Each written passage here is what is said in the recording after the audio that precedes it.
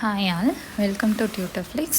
நம்ம இன்றைக்கி PGTRB real அனாலிசிஸோட அடுத்த கிளாஸ் பார்க்கலாம். இன்றைக்கி நம்ம ஃபர்ஸ்ட் பார்க்க போகிற topic law of trichotomy. Law of ட்ரைகோட்டமிலேருந்து சம்ஸ் வருமானு கேட்டால் வராது, ரொம்ப ரேர் தான்.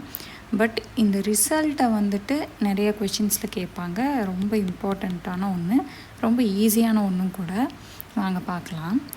லா ஆஃப் ட்ரைகோட்டமினா என்ன அப்படின்னா, எக்ஸ் கமா ஒய்ங்கிற ரெண்டு எலமெண்ட்டை நம்ம ரியல் லைனில் எடுத்துக்கிறோம்.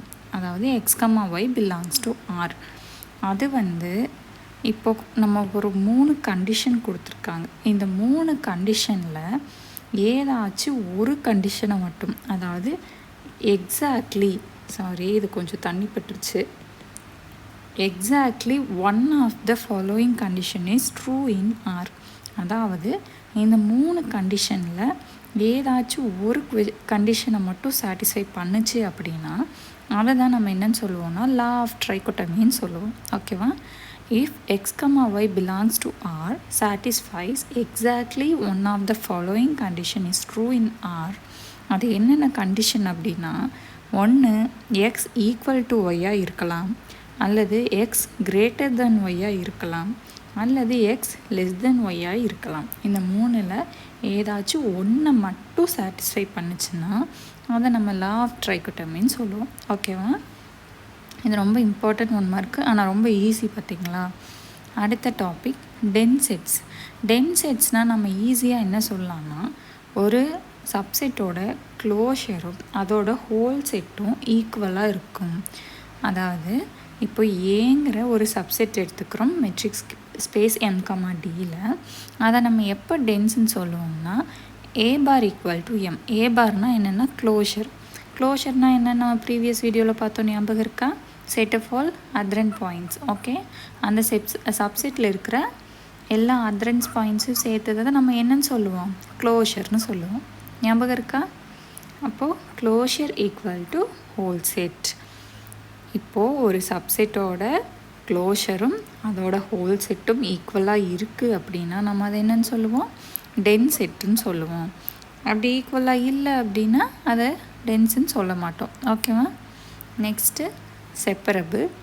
A metric space M is said to be separable if there exists a countable dense subset in M.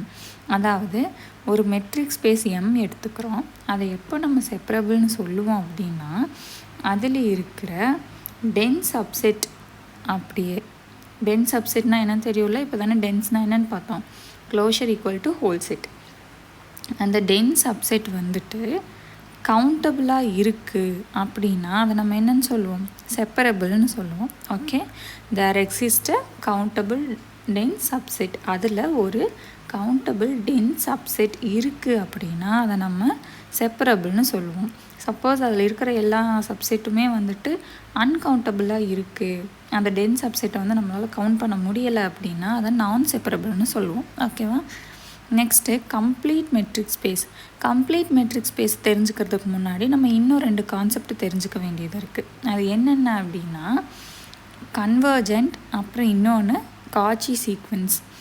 இதெல்லாம் இப்போது சீக்வன்ஸ் அண்ட் சீரியஸில் தானே வரும். இப்போயே ஏன் சொல்கிறீங்க அப்படின்னா சீக்வன்ஸ் அண்ட் சீரியஸில் தான் வரும். இதை பற்றின ப்ரீஃப் எக்ஸ்ப்ளனேஷன் எல்லாம் நம்ம அதில் தான் பார்க்க போகிறோம். இப்போ ஏன் தெரிஞ்சுக்க போகிறோம் அப்படின்னா, கம்ப்ளீட் மெட்ரிக் ஸ்பேஸ்னால் என்னென்னு தெரிஞ்சுக்கணுன்னா இதை நம்ம இப்போ கண்டிப்பாக தெரிஞ்சுக்கணும். ஸோ இதுக்கு ஒரு ஷார்ட்டான எக்ஸ்ப்ளனேஷன் மட்டும் நான் கொடுக்குறேன். அதை பார்த்துட்டு தான் அதை நம்ம பார்க்க முடியும். அப்போ தான் புரியும். இல்லைனா இது என்ன சொல்ல வராங்கன்னு நம்மளால் புரிஞ்சிக்க முடியாது. ஓகேவா? கன்வர்ஜென்ட்னா என்ன அப்படின்னா, எஸ்ங்கிற ஒரு சீக்வன்ஸை எடுத்துக்கிறோம். அதை எப்போ கன்வர்ஜன் சொல்கிறோம் அப்படின்னா, for each epsilon greater than 0 there exists a positive integer m such that d of sn, l less than epsilon. இந்த கண்டிஷனை சாட்டிஸ்ஃபை பண்ணும்போது அதை நம்ம கன்வர்ஜென்ட்னு சொல்லுவோம். இதை இப்படியும் சொல்லலாம், இல்லைனா mod sn minus l less than epsilonனு சொல்லலாம். இதை ஷார்ட்டாக எப்படி சொல்லணும் அப்படின்னா, இப்படி மேத்தமெட்டிக்கல் டேர்மில் படித்தா நமக்கு புரியாது. உங்களுக்கு நான் ஷார்ட்டாக சொல்கிறேன். ஒரு ரியல் லைன் நம்ம எடுத்துக்கிறோம். இதில் நிறைய நம்பர்ஸ் இருக்குது. ஓகேவா? 1, 0.5, 0.3, 0.2 எக்ஸெட்ரா இப்படி போயிட்டே இருக்குதுன்னு வச்சுக்கோங்க. ஓகேவா?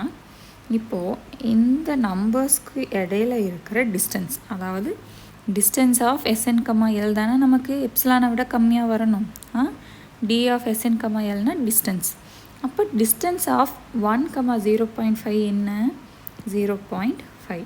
அதே போல் இப்போ டிஸ்டன்ஸ் ஆஃப் 0.5, 0.3க்கு என்ன வரும்? 0.2. அடுத்த நம்பருக்கு என்ன டிஸ்டன்ஸ் வருது? 0.1. இதில் நோட் பண்ணிங்கன்னா அடுத்தடுத்த நம்பருக்கு உண்டான டிஸ்டன்ஸ் என்ன ஆகுது? டிக்ரீஸ் ஆகிட்டே வருது, குறைஞ்சிக்கிட்டே வருது. ஓகேவா?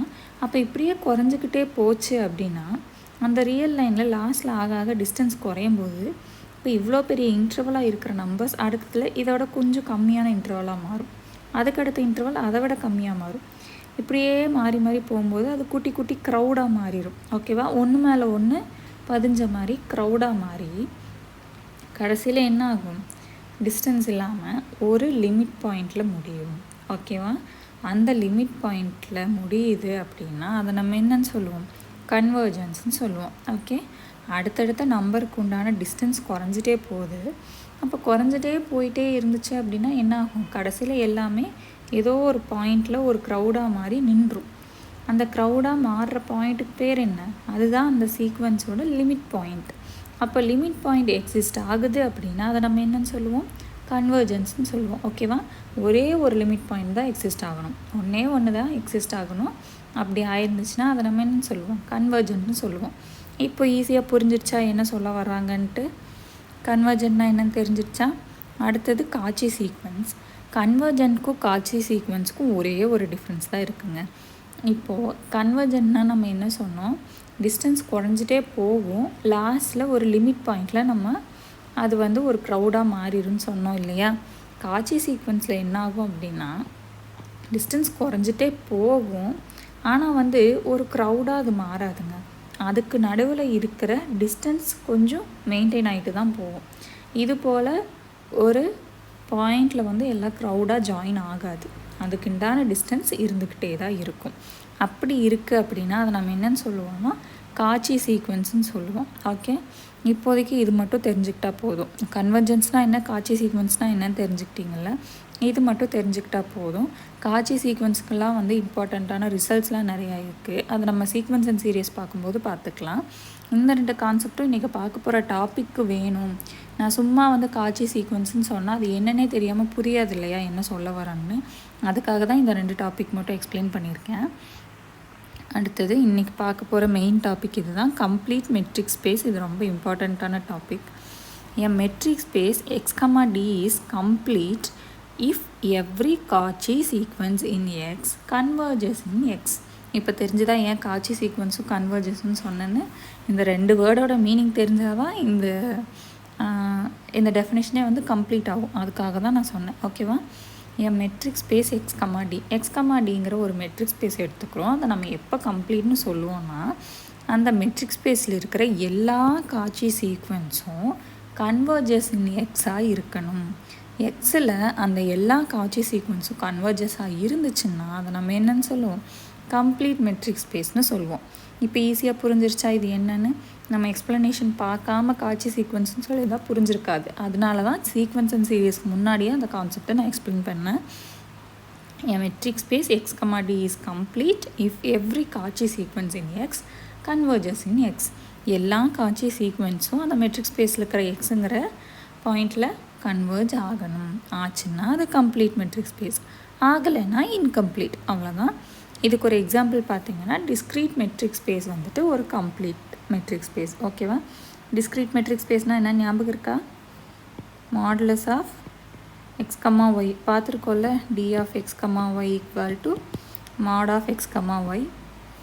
இதெல்லாம் முன்னாடி வீடியோலேயே நம்ம பார்த்துருக்கோம். இது ஒரு கம்ப்ளீட், ஏன்னா இதில் இருக்கிற எல்லா சீக்வன்ஸும் அந்த மெட்ரிக் ஸ்பேஸில் கண்டிப்பாக கன்வர்ஜ் ஆகும். ஓகேவா? இது ஒரு 1 மார்க்கில் கூட கேட்பாங்க. டிஸ்க்ரீட் மெட்ரிக் ஸ்பேஸ் எல்லாமே கம்ப்ளீட்டா அப்படின்னு கேட்பாங்க. அதுக்காக தான் இதை மென்ஷன் பண்ணியிருக்கேன். இந்த வீடியோவில் இருக்க கான்செப்ட் எல்லாம் புரிஞ்சிருக்கும்னு நினைக்கிறேன். புரியல, ஏதாவது டவுட் இருந்துச்சுன்னா கமெண்ட் பண்ணுங்கள். சப்போர்ட் பண்ணுற எல்லாத்துக்கும் ரொம்ப தேங்க்யூ. சப்ஸ்கிரைப் பண்ணாதவங்க சப்ஸ்கிரைப் பண்ணிக்கோங்க. அப்போ தான் அடுத்தடுத்த வீடியோ வந்தால் உங்களுக்கு நோட்டிஃபிகேஷன் வரும். தேங்க்யூ.